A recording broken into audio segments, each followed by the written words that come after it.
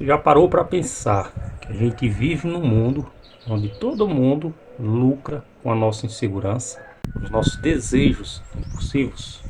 Sempre tem alguém, um amigo, um parente, que vive dizendo que tu precisa comprar um sapato melhor, comprar uma moto melhor, ter roupas melhores, um celular da moda. E o que acontece é que isso te gera um desejo, tá? Uma ansiedade de tá suprindo um desejo que na maioria das vezes nem é seu, é do outro ou da sociedade de um modo geral. E aí você sempre fica com aquele desejo na mente, aquela ansiedade, com vontade de comprar e fica triste quando você não compra. Enquanto você não compra aquilo, você fica triste, você fica cabisbaixo. Só que quando finalmente você se permite, você se dá o direito de comprar, seja o celular, seja a moto, seja o videogame, comprou, você ficou feliz, muito feliz, até aparecer o próximo desejo. Porque infelizmente é um ciclo vicioso que você vai absorvendo, que você vai adquirindo sem nem ao menos perceber.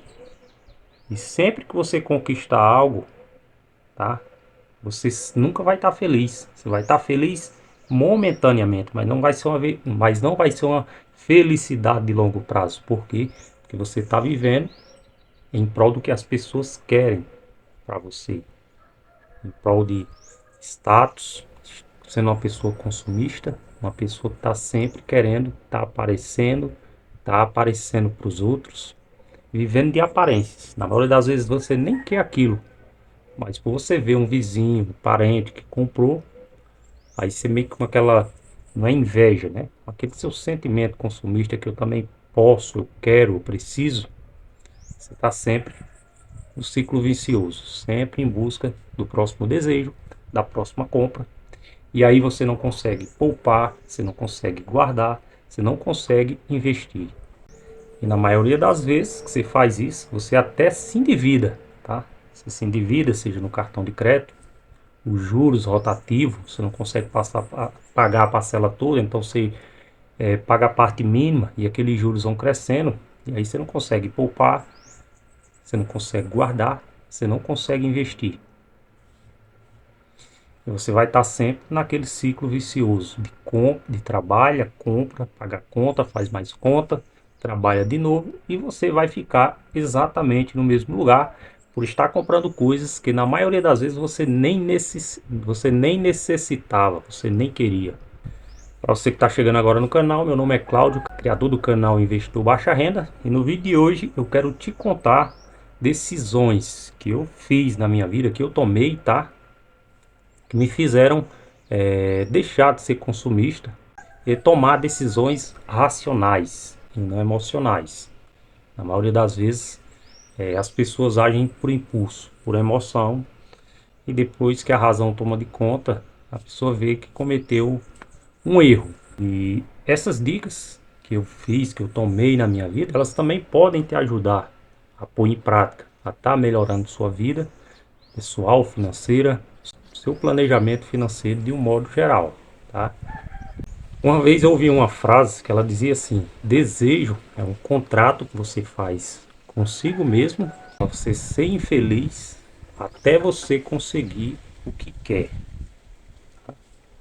E essa frase, o que basicamente ela quer dizer é isso: é que a gente tem a vontade, a gente tem desejo de comprar algo, e enquanto a gente não realiza aquilo, meio que a gente se sente infeliz por dentro. Mas o porquê disso? Né? Não deveria ser assim. Deixa eu te contar aqui, deixa eu tentar te contar aqui um pouco do contexto. Para quem já é inscrito no canal há mais tempo sabe, eu já falei sobre isso, que eu não, tenho duas mães, né? Eu tenho a minha mãe que me gerou e tenho a minha mãe que me criou também, que é minha madrinha, tá? E aqui eu vou me referir à minha segunda mãe como uma pessoa que me criou como minha madrinha. A minha mãe, geradora, né, que me deu a luz, ela sempre teve esse hábito consumista. Ela sempre teve um hábito consumista, ela sempre comprava. impulsivamente, ela não tinha controle financeiro, não tinha planejamento financeiro. E aí, quando chegava o dia, né, a famosa prestação do carnê, chovia de vendedores na nossa porta batendo, cobrando. E, infelizmente aí é que ela se dava conta que não tinha dinheiro para pagar e ficava inventando algumas desculpas, jogando para o mês que vem, mas esse ciclo se repetia dia após dia. Eu cresci até mais ou menos 8 anos de idade, vendo isso na minha família, com a minha mãe.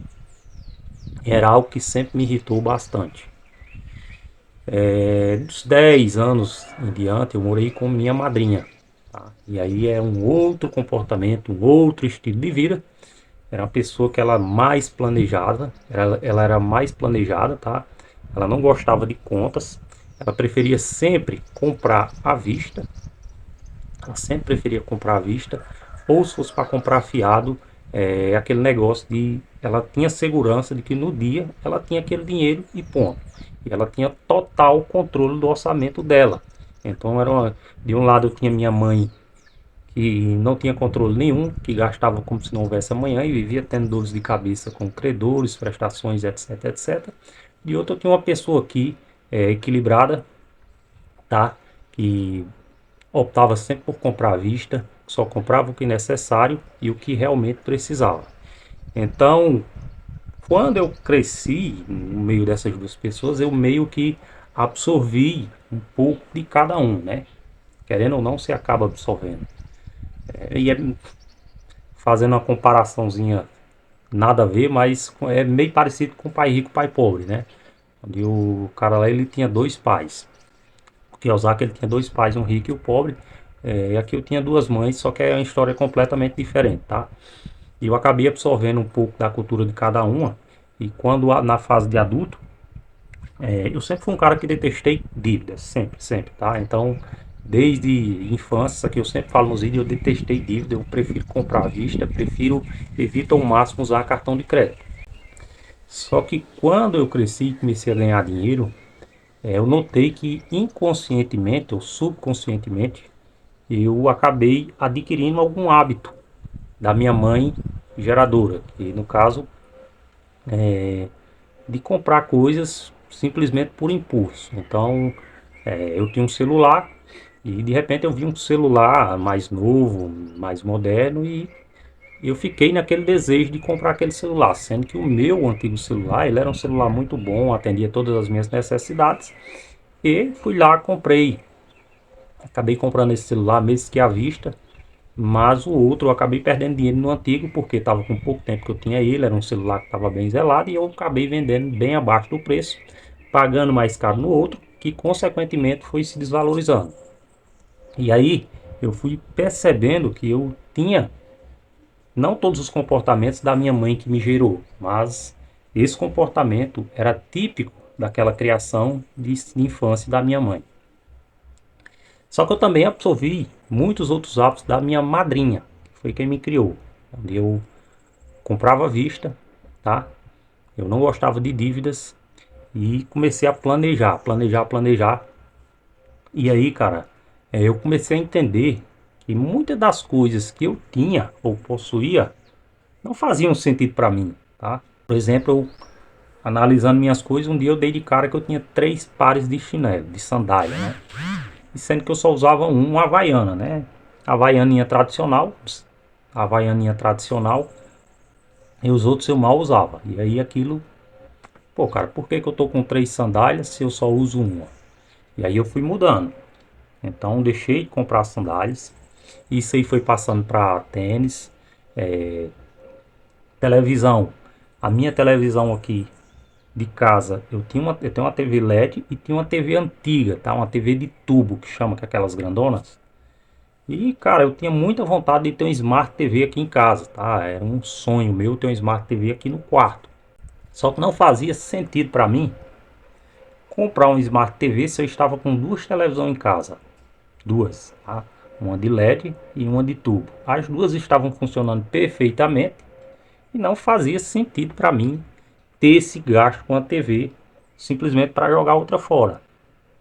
Então aqui você nota que é uma atitude muito mais racional. deixar de comprar coisas que eu não quero, que eu nem sei se eu preciso, e comprar aquilo que realmente é essencial.